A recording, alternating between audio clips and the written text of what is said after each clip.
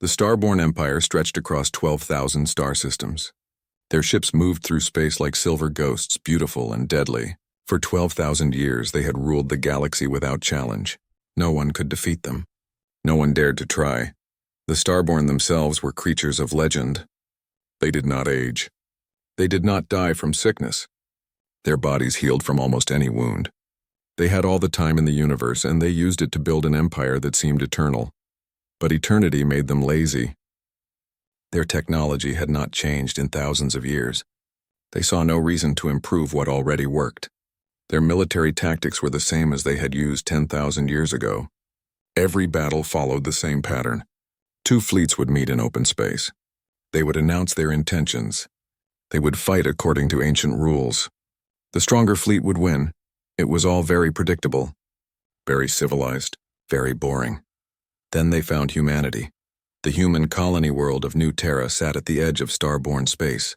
It was a young settlement, barely 50 years old. 10 million humans lived there, farming and mining and building their new home. They had simple defenses, a few orbital platforms, some fighter craft. Nothing that could stand against the Starborn. Admiral Thraxus arrived with a punishment fleet. 50 warships, each one massive and powerful. He sent the standard message to New Terra. Submit to Starborn rule. Accept our governors. Pay tribute. Become part of the Empire. The humans refused. Thraxus was surprised. Most species accepted the offer. Those who refused usually changed their minds after seeing the fleet. But these humans sent back a simple message. No, we will not submit. The Admiral was more amused than angry. Humans were new to the galaxy. They had only achieved faster-than-light travel 50 years ago. They were children playing with toys they did not understand. He would teach them a lesson. Then they would submit. He prepared his fleet for a proper battle. His ships formed their traditional attack pattern. They would advance slowly, giving the enemy time to surrender. It was the honorable way, the civilized way, the way battles had been fought for thousands of years.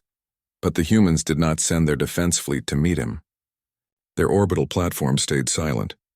Their fighters remained docked. Thraxus waited. Perhaps they were preparing to surrender. Perhaps they were paralyzed by fear. He waited longer. Then something appeared on his sensors. One ship. A single human warship emerging from behind the planet's moon. It was smaller than his flagship, but it looked different from other human vessels. Sleeker, more dangerous. The sensors identified it as THS Indomitable. Thraxus almost laughed. They sent one ship against 50. It was suicide. It was foolish. He opened a communication channel to offer them one last chance to surrender. The response came from a human woman. Her voice was calm and cold. I am Captain Elena Korsakov of the Terran heavy strike vessel Indomitable. We do not accept your terms. We do not recognize your authority. Leave the system now or face the consequences. Now Thraxus did laugh. Consequences? What consequences could one ship deliver? He ordered his fleet to advance.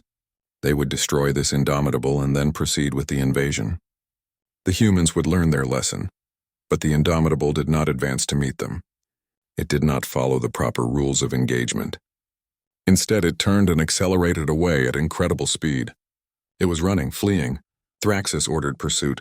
His fleet broke formation to chase the single human vessel. They chased the Indomitable into the system's asteroid belt. The belt was thick with rocks and ice. Dangerous, not suitable for proper combat. But Thraxus wanted to end this quickly. His ships followed. That was when everything went wrong. Explosions erupted throughout his fleet. Not from the Indomitable's weapons, from the asteroids themselves. Mines, hundreds of them, hidden, waiting. Ships that had stood for 1,000 battles died in seconds. Their shields could not handle the multiple impacts. Their armor cracked and split. Thraxus ordered retreat. But his sensors were going crazy. Phantom signals everywhere, fake ships, false readings, electronic warfare like he had never seen. His fleet scattered in confusion. Some ships fired at shadows. Others crashed into asteroids they could not properly detect. Through the chaos, the Indomitable struck. It appeared from nowhere, fired with devastating accuracy, and vanished again before his ships could return fire. It used the asteroids as cover. It moved in ways starborn ships could not match. Quick, agile, deadly. When the battle ended, 12 Starborn warships were destroyed. 12 out of 50. The Indomitable had not taken a single critical hit. Thraxus stared at his tactical display in shock. This was impossible. This was not how battles worked. This was not civilized. This was not fair. He withdrew. For the first time in his very long life, Admiral Thraxus retreated from an enemy. The humans had done something no species had done in 12,000 years. They had won. News of the battle spread across the galaxy. Some thought it was luck. Others thought it was a trick. But everyone was watching now. Everyone wanted to see what would happen next. The Starborn High Council gathered on their capital world. They were not concerned. Not really. Thraxus was old and slow. They would send a real fleet. A Grand Armada. 500 warships under their best commander. The humans would be crushed. Order would be restored. But aboard the Indomitable, Captain Elena Korsakov studied her tactical displays. She knew this was just the beginning. The Starborn would come again with greater numbers. But they would still follow their ancient patterns. They would still think like immortals who had never truly been challenged, and that would be their downfall. Because humanity had learned something the Starborn had forgotten. War was not a game. War was not civilized. War was survival, and humans had been perfecting survival for thousands of years. 3 weeks passed. The Starborn High Council sent their Grand Armada, 500 warships. Admiral Thraxus himself commanded them. His pride was wounded, his reputation damaged. He would not fail again. The Armada arrived at New Terra expecting a proper battle. They formed their traditional attack formation. Perfect lines. Perfect spacing. It was beautiful. It was impressive. It was exactly what Captain Korsakov wanted. The Indomitable appeared again, alone. 1 ship against 500. Thraxus smiled. He had learned from the last battle. His ships would not chase blindly. They would maintain formation. They would advance slowly and carefully. The human ship could not run forever, but Korsakov had no intention of running. Not yet. She opened a communication channel. Every ship in the Starborn fleet received her transmission. Not just voice, video, data, files, information. The transmission showed humanity's history, wars, thousands of them.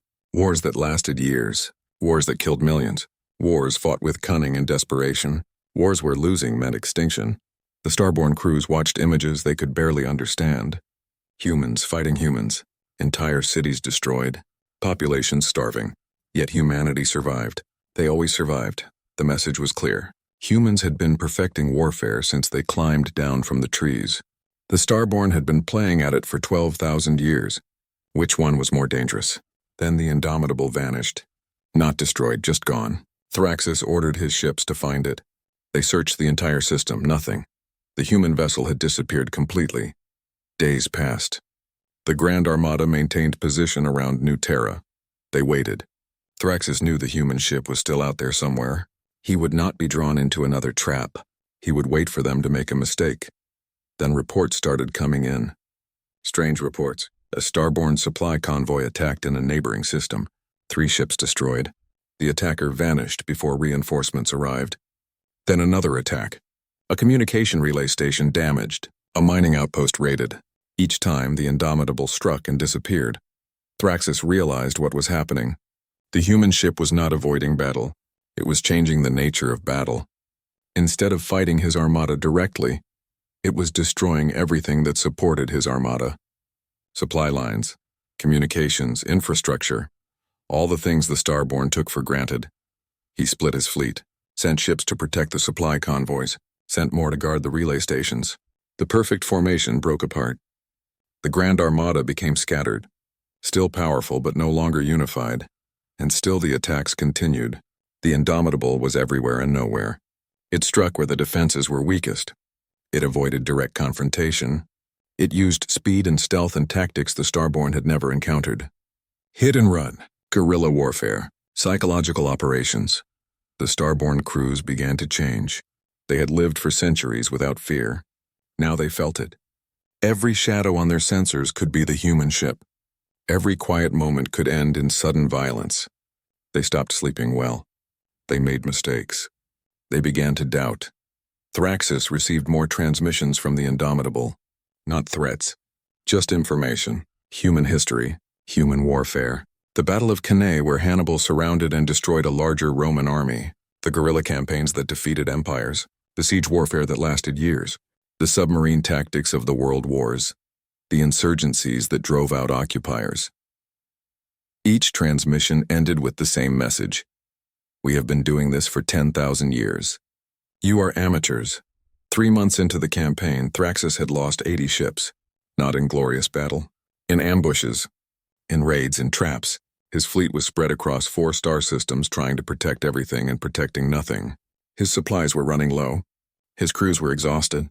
His reputation was ruined. He made a decision.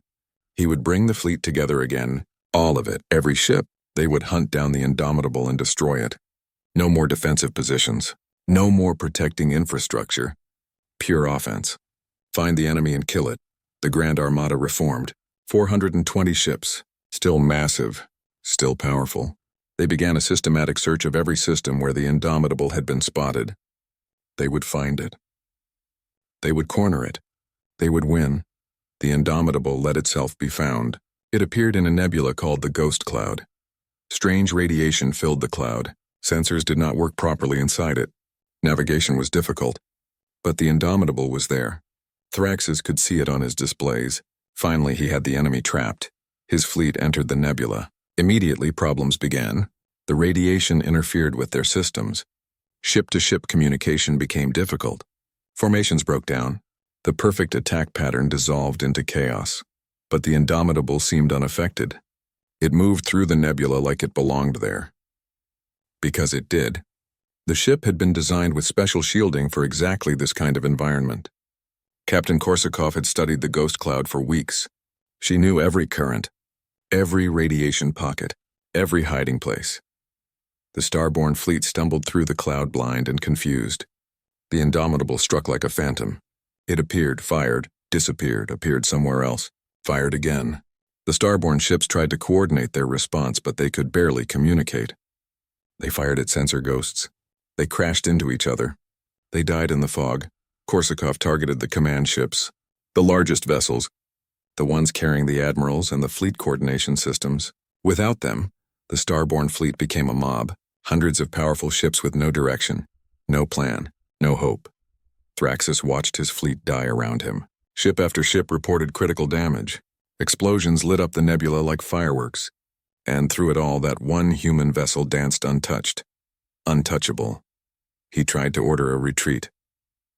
But half his fleet could not hear the order. The other half did not know which way to go. The Ghost Cloud had become their tomb. They had followed their enemy into a trap, an obvious trap. But their pride had blinded them. Their arrogance had doomed them. By the time the surviving ships escaped the nebula, the Grand Armada had lost 200 vessels. Half its strength. The greatest military force the Starborn had assembled in 1,000 years had been shattered by one human ship and a clever captain. News spread across the galaxy. The Starborn Empire, undefeated for 12,000 years, was bleeding. Subject species whispered to each other. Rebel groups held secret meetings. Pirates grew bold. The empire that had seemed eternal suddenly looked fragile, and somewhere in the darkness between stars, the Indomitable continued its mission. Captain Elena Korsakov knew the war was not over, but she also knew something the Starborn did not. Humanity's full fleet was coming, 50 warships, all equipped with the lessons learned from her campaign, all ready to teach the galaxy what human warfare really meant. The Starborn High Council met in emergency session. For the first time in recorded history, they felt genuine fear. Their invincible armada had been defeated, their greatest admiral humiliated. Worse, other species were starting to notice. Rebellions broke out on 12 worlds. Species that had served the Empire for thousands of years suddenly questioned their masters. If the Starborn could be defeated by one human ship, perhaps they were not invincible after all. Perhaps freedom was possible. The Council ordered their military to crush the rebellions. But the Starborn military was designed for formal warfare. Large fleet battles, predictable engagements. They had no experience with insurgencies, with guerrilla fighting, with populations that refused to accept defeat. Every rebellion they suppressed sparked 2 more. Their forces were spread too thin. They were fighting a dozen small wars while still trying to deal with the human threat. The Empire was cracking, Admiral Thraxus knew he had one chance to save his reputation and his empire. He gathered every remaining ship he could. 300 vessels. He would end this. He would destroy the Indomitable and prove that the Starborn were still supreme. He would restore order through overwhelming force. His intelligence teams tracked the Indomitable's movements. They analyzed its attack patterns.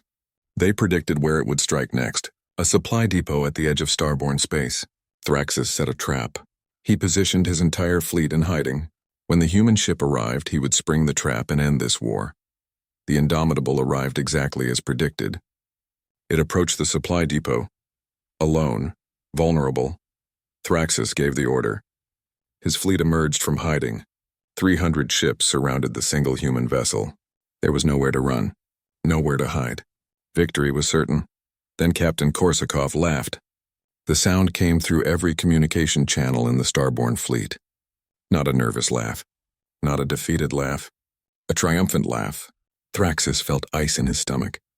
What had he missed? Thank you, Admiral, for gathering your fleet in one convenient location. I was hoping you would do something predictable. Korsakov transmitted a single set of coordinates. New coordinates, deep in Starborn territory. At first, Thraxus did not understand. Then his tactical officer went pale. Those coordinates pointed to the Hypergate network, the system of massive jump gates that connected the Starborn Empire, the infrastructure that allowed instant travel between distant systems, the backbone of their entire civilization. While the Indomitable had drawn the entire Starborn military to the frontier, humanity had struck at the heart. Human Special Forces teams deployed weeks ago were sabotaging the Hypergates, all of them, simultaneously. Coordinated strikes across a dozen systems. Reports flooded into Thraxus's command center. Gate Alpha destroyed. Gate Beta offline. Gate Gamma experiencing critical failures. One by one, the network collapsed. Without the gates, travel between Starborn systems would take months instead of minutes. Communication would be slow. Coordination would be impossible. An empire built over 12,000 years was fracturing in hours. Each system was now isolated. Each governor suddenly faced rebellions without hope of reinforcement. Each world had to stand alone, and none of them were prepared for it. Thraxus looked at his fleet. 300 powerful warships, more firepower than most species could imagine. But they were stranded at the edge of the empire. Their home systems were months away at normal, faster-than-light speeds. Their supplies were limited. Their allies were distant. Their empire was collapsing, and they could do nothing to stop it. More ships appeared on his sensors. Human ships. Not just the Indomitable now. 50 warships emerged from hiding. They had been waiting, watching. They surrounded the Starborn fleet, and with them came other vessels. Rebel species, former subjects of the Empire. They had been planning this too, waiting for the right moment. Thraxus realized the terrible truth. The entire war had been a distraction. Every battle, every skirmish, every loss, all designed to pull the Starborn military away from what really mattered. While they chased one ship across the stars, humanity had destroyed their infrastructure. While they focused on tactics and honor and tradition, the humans had won the war. Captain Korsakov opened a final communication channel. Her face appeared on his screen. She looked tired but satisfied. Her voice was professional, almost gentle. Admiral Thraxus, I am offering you terms. Unconditional surrender. Your ships will be disarmed but not destroyed. Your crews will be treated according to the laws of war. You will be allowed to return to your home systems eventually. But the Empire is over. Accept this reality. Thraxus wanted to refuse, wanted to fight. But he looked at his tactical displays. His fleet was surrounded. His supplies were low. His empire was shattered. His people were isolated and vulnerable. More fighting would only kill his crews for no purpose. He had to ask. The question that burned in his mind. How did one ship defeat an empire? Korsakov smiled. A sad smile. Not cruel. Just tired. She had seen too much war. Too much death. But she had done her duty. She had protected her people. She had won. We did not defeat you with one ship, Admiral. We defeated you with 10,000 years of war. You spent 12,000 years forgetting how to fight. We spent 10,000 years perfecting it. You became immortal and stopped evolving. We stayed mortal and never stopped adapting. You played at war like it was a game. We learned that war is survival. That is the difference, she paused. Then added one more thing. You made one critical mistake. You assumed that because you were stronger you would win. But strength alone never wins wars. Strategy wins. Adaptability wins. The willingness to do whatever it takes to survive wins. And humanity learned that lesson long before we reached the stars. Thraxus closed his eyes. He was thousands of years old.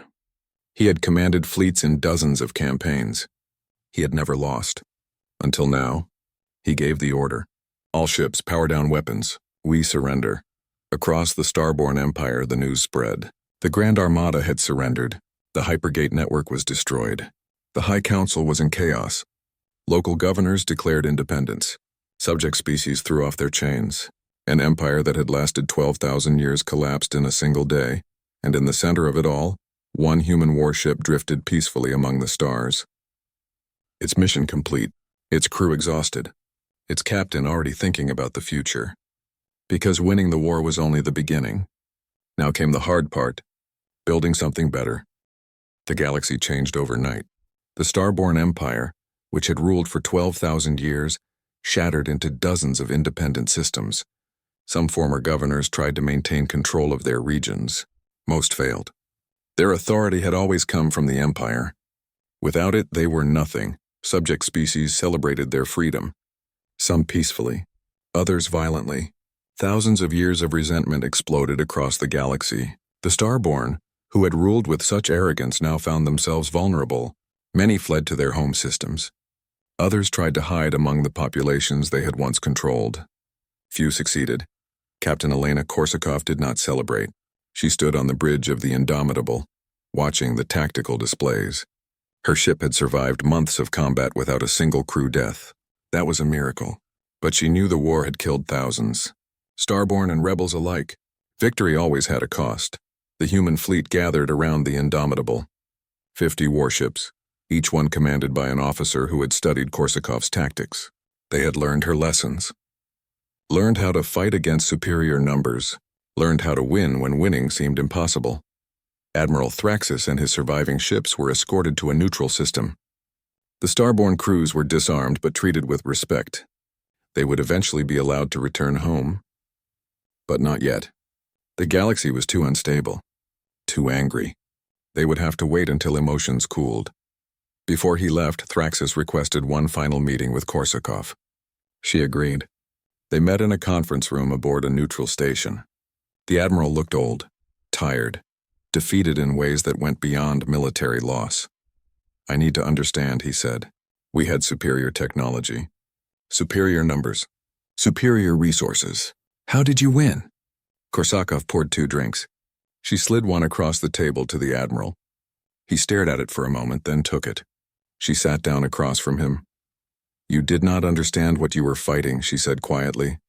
You thought you were fighting one ship, one captain, one species. But you were fighting something much older, much more dangerous. Thraxus leaned forward. What evolution? Korsakov replied. You Starborn are immortal. You do not age. You do not die easily. That is a great gift. But it is also a curse. Because when death is distant, change becomes optional. You stopped evolving. Your technology stopped advancing. Your tactics stopped improving. Why change what already works? She took a sip of her drink. Humans are different. We live maybe 80 years if we are lucky. We die from disease, from accidents, from violence. Death is always close, so we learn to adapt, to innovate, to change. Every generation brings new ideas, new ways of thinking, new solutions to old problems. We cannot afford to stand still. Thraxus absorbed this. You are saying our greatest strength became our greatest weakness. Yes, she said. You had 12,000 years to build your empire. We had 10,000 years of constant warfare. You practiced war as a ritual. We learned war as survival. You fought with honor and tradition. We fought to win. That is the difference. The admiral was quiet for a long time. Then he asked, what happens now? Now we rebuild, Korsakov said. The galaxy is free. Dozens of species can govern themselves, create their own societies, build their own futures. Humanity will help where we can. We will share our knowledge, our technology. But we will not become the new empire. We learned that lesson too. Power corrupts. Absolute power corrupts absolutely. And my people? Thraxus asked quietly. What becomes of the Starborn? You will survive, she said. You will return to your home systems. You will live in peace if you choose peace, but you will never rule again. The age of empires is over, at least for now. The galaxy has seen what happened when one species held all the power. No one wants to repeat that mistake. Thraxus stood. He offered his hand in the human gesture of respect. Korsakov stood and shook it. You fought well, Captain, he said. Better than anyone I have ever faced. I hope your people prove wiser than mine. So do I, she replied. So do I, the Admiral left. Korsakov watched him go. She felt a strange mix of emotions. Pride in her victory, sadness for the cost, fear for the future. Humanity had proven itself the most dangerous military force in the galaxy. That brought respect, but it also brought responsibility. Other species began approaching humanity for military advice, training, technology. They wanted to learn the human way of war. They wanted to protect themselves. Some had noble intentions. Others did not. Korsakov worried about what would happen when her tactics spread across the galaxy. The Indomitable received orders to return to Earth. The journey would take months without the Hypergate network. Korsakov was grateful for the time. She needed to rest, to think, to prepare for whatever came next. As her ship entered faster-than-light travel, she thought about the future. The Starborn Empire was gone, but empires always returned. Maybe not tomorrow, maybe not for 1,000 years, but they always returned. Someone would always want to rule. Someone would always believe they knew best. Someone would always think they could succeed where others failed. Humanity had to be ready, not just militarily, but morally. They had proven they could destroy empires. Now they had to prove they would not become one. That was the real challenge. That was the real war, not against external enemies, but against their own nature, their own desire for power, their own capacity for tyranny. Korsakov looked at the stars streaming past her view screen. Somewhere out there, her words were spreading. Her tactics were being studied. Her methods were being copied. She had changed the galaxy forever. She just hoped she had changed it for the better. The Indomitable sailed on through the darkness. Its mission complete. Its legend just beginning. And aboard the ship, a tired captain finally allowed herself to smile. They had won. Against all odds. Against overwhelming force. One human warship had shattered an empire. The galaxy would never forget, and humanity would never let them. 6 months later, Captain Elena Korsakov stood before the United Nations Space Command. The Grand Hall was filled with military officers, politicians, and representatives from dozens of human colonies. They had come to hear her report. To understand how one ship had changed the galaxy forever, the Secretary General introduced her. The hall fell silent. Every eye turned to the woman who had defeated the Starborn Empire. She looked smaller in person, tired, human, not the legend they had imagined. Korsakov approached the podium. She looked at the faces staring at her. So many expectations, so much hope, so much fear. She took a breath and began. We won, she said simply. The Starborn Empire is broken. Their fleet is scattered. Their infrastructure is destroyed. Dozens of species are free for the first time in thousands of years. By any measure, we achieved victory, she paused. But victory is not the end of our story. It is the beginning. And what happens next will determine whether we are remembered as liberators or conquerors, as heroes or villains, as the best of humanity or the worst. The hall remained silent. She continued. The galaxy now knows what humans can do. We have proven ourselves as warriors, as tacticians, as survivors. Dozens of species have approached us asking for military training, for weapons, for alliances. They see us as protectors, as teachers, as leaders. Her voice grew harder. But we must be careful. The Starborn started as protectors too. They brought order to a chaotic galaxy. They ended wars. They brought peace. And slowly, over thousands of years, they became tyrants. They forgot that power is a responsibility, not a right. They forgot that those who rule must also serve. Korsakov looked directly at the Secretary General. We cannot make the same mistake. We cannot become the new empire. We proved we are the most dangerous warriors in the galaxy. Now we must prove we can be the wisest. A general in the front row stood. Captain Korsakov, with respect, the galaxy needs leadership. Without the Starborn, there is chaos. Wars are breaking out. Pirates are raiding. Species are fighting over territory. Should we not step in? Should we not use our strength to bring order? Korsakov met his eyes. We should help, but we should not rule. There is a difference. We can offer protection to those who ask. We can share technology with those who need it. We can mediate disputes between species, but we must never impose our will. We must never decide we know better than others how they should live. Another voice called out. How do we prevent another empire from rising? How do we maintain peace without power? We build something new, Korsakov said. Not an empire. Not a federation. Something that has never existed before. A defense alliance. A mutual protection pact. Multiple species working together. Each maintaining their independence. Each contributing what they can. No single species in control. No single leader making all decisions. She stepped away from the podium. Walked to the center of the hall. Many species distrust us now. They fear we will become the next Starborn. They remember what we did to an empire that had ruled for 12,000 years. We destroyed it in months. That makes us terrifying. So we must show them we are different. We must share power instead of hoarding it. We must ask for consent instead of demanding obedience. We must admit when we are wrong. We must change when change is needed. We must be everything the Starborn were not. The Secretary General stood. Captain, what do you propose specifically? Korsakov smiled. I propose we call a galactic summit. Invite every species, every government, every leader, and we ask them what they want. Not what we think they need. What they actually want. Then we work together to build it. It will be messy. It will be slow. It will be frustrating. But it will be free. Debate erupted in the hall. Some agreed. Others thought it was naive. Some wanted humanity to take a stronger role. Others wanted humanity to withdraw completely. The arguments went on for hours. Korsakov listened to all of it. This was good. This was democracy. This was the chaos of freedom. It was better than the silence of tyranny. Better than the order of oppression. Even if it was harder, even if it was slower, eventually they voted. The summit would happen. Humanity would lead the invitation. But they would not lead the result. That would be decided by everyone together. It was a start. After the session ended, Korsakov returned to the Indomitable.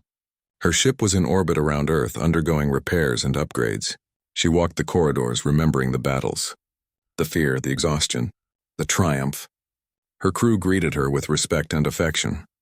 They had survived together. They had won together. She reached the bridge and sat in her captain's chair. The view screen showed Earth below, beautiful, blue and green and white. Home. They had fought to protect this, to protect all humanity, to protect freedom. Years later, a Starborn historian would write about these events. He would analyze the war, study the tactics, interview survivors. His conclusion would spread across the galaxy and be taught in schools for generations. He wrote, "The humans did not defeat the Starborn Empire with one ship. They defeated it with 10,000 years of never-knowing peace. 10,000 years of constant war taught them everything about survival, everything about adaptation, everything about winning when victory seemed impossible. The Starborn spent 12,000 years in peace and forgot how to fight. They became immortal and stopped evolving. They built an empire and became complacent. Meanwhile, humanity remained mortal, remained desperate, remained innovative. Every generation brought new ideas, new tactics, new ways to survive. When these two species finally met in combat, the outcome was inevitable. Not because humans were stronger, not because they were smarter, but because they remembered something the Starborn had forgotten. Survival requires constant evolution, victory requires constant adaptation, and freedom requires constant vigilance. The Starborn Empire fell not to superior weapons or superior numbers, but to superior thinking. And in its fall, they taught the galaxy a lesson it would never forget. Never become too comfortable with power. Never stop questioning yourself. Never assume that because something worked yesterday, it will work tomorrow. The historian closed his work with a warning. Humanity has proven itself the most dangerous species in the galaxy. They destroyed an empire that had stood for 12,000 years. Now they face an even greater challenge. They must prove they will not become what they destroyed. They must prove that power can be wielded wisely. They must prove that warriors can also be guardians. The galaxy watches. The galaxy waits. The galaxy hopes that this new power will be different. That humanity will succeed where the Starborn failed. That freedom will triumph over tyranny. That wisdom will balance strength. Only time will tell if these hopes are justified. But one thing is certain. The age of empires is over. The age of cooperation has begun. And it all started with one human warship that shattered an empire before it could react. Captain Elena Korsakov would live to see the summit, would help build the new Galactic Alliance, would train a generation of officers in the human way of war, and would always remember that the greatest victory is not in defeating your enemies. It is in choosing not to become them. The Indomitable sailed on. A legend now, a symbol of what humanity could achieve, and a reminder of what humanity must never become. The warship that shattered an empire, the captain who changed the galaxy, the species that proved that even the smallest can defeat the mightiest if they fight smart, fight hard and never give up.